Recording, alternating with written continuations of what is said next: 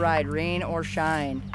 The only time we've ever had rodeos canceled or postponed is lightning hitting down in the arena or a tornado. That is about it. It is a rain and shine sport. I ain't gonna melt anyway. I ain't sweet enough. I ain't sweet enough. Such a long way from home, far away from the place I belong. And I ain't got nobody, but one thing I still carry is the sweet scent of your memory, your memory. I got into breakaway roping when I was probably about 9-10 years old. It was started being offered in 4-H, and we started roping all the time at home. It wasn't until later in life that I really started enjoying roping. When I was a kid, my dad is still a rancher, and it was more of a job than it was fun, but now it's become very, very fun. I work full-time. I'm a bookkeeper and do everything on the farm too. So this is what I get to do on the side.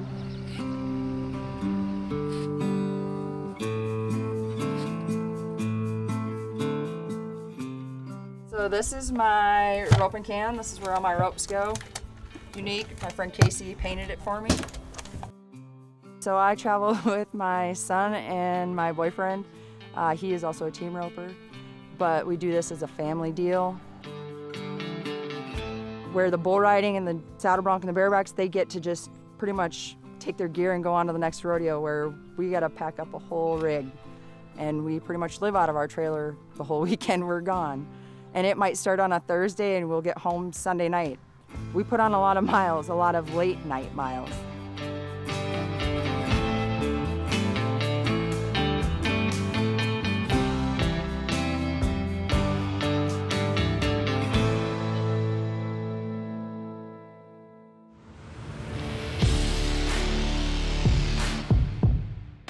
What breakaway calf roping consists of is that it is a girls' event. Instead of having to get off and tie, we just have to rope the calf. And our rope is tied to our saddle horn with a piece of string, and we have a flag on the end of our rope.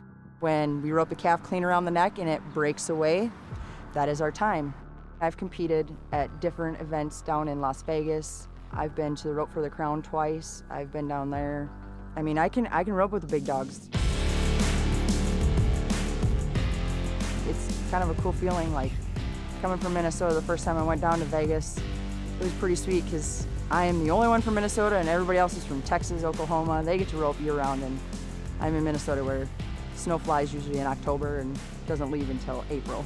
But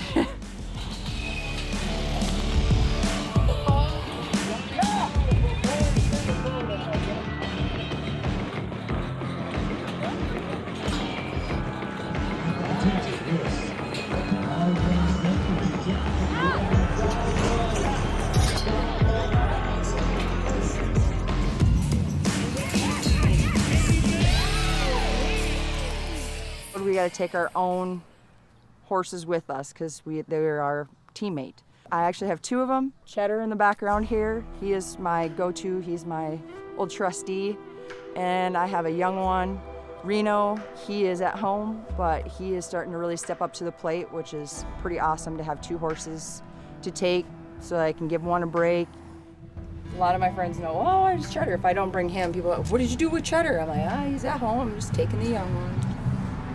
Oh, we thought something happened to Cheddar. No, Cheddar's got a break.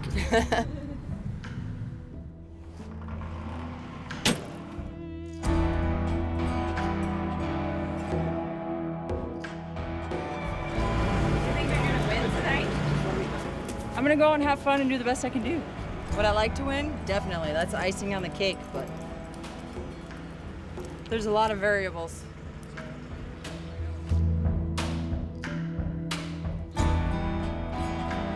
Let's go right here to Katie Bell.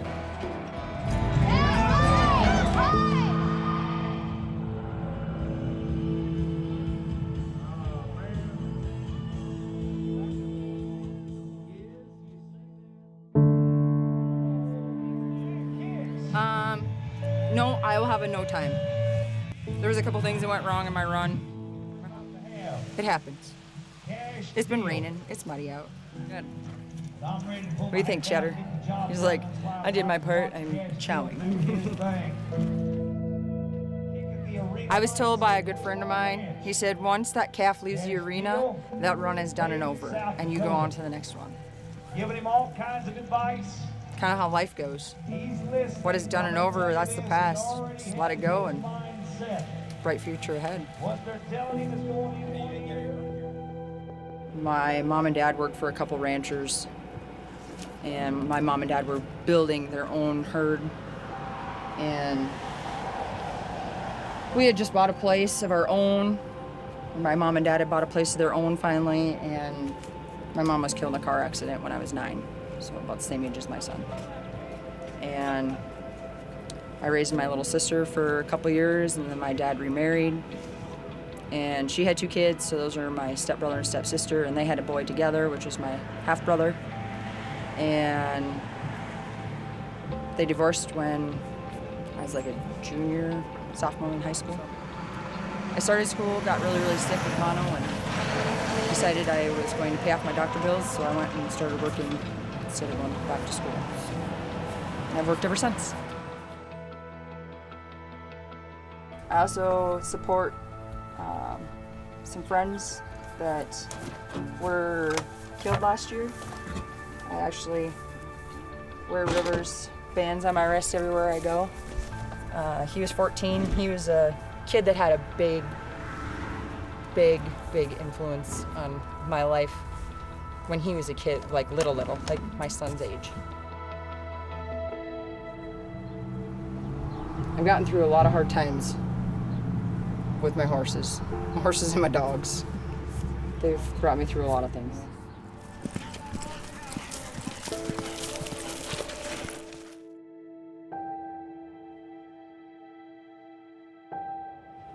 So,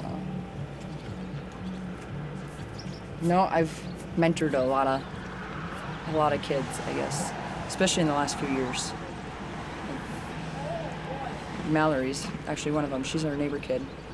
She just qualified to go down to nationals, high school nationals, in the Breakaway.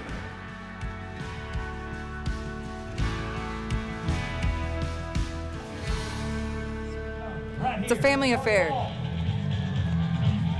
Ain't it, bud? Yeah, for the most part.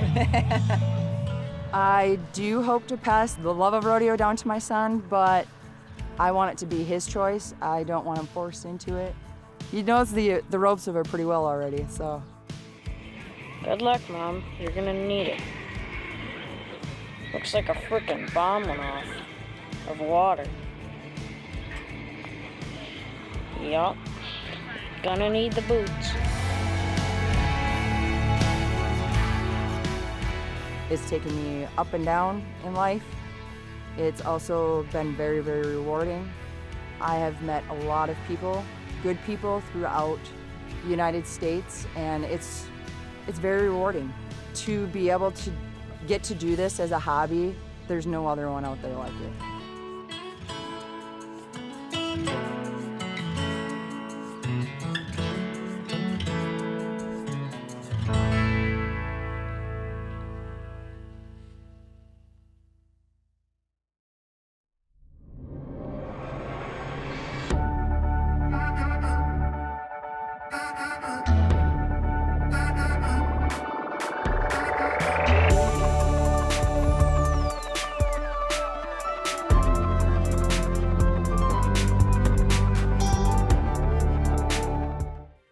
Postcards is made possible by the Minnesota Arts and Cultural Heritage Fund and the citizens of Minnesota. Additional support provided by Margaret A. Cargill Philanthropies, Mark and Margaret Yakel-Julien on behalf of Shalom Hill Farms, a retreat and conference center in a prairie setting near Windham, Minnesota. On the web at shalomhillfarm.org. Alexandria, Minnesota, a year-round destination with hundreds of lakes, trails, and attractions for memorable vacations and events. More information at explorealex.com. A better future starts now. West Central Initiative empowers communities with resources, funding, and support for a thriving region. More at WCIF.org.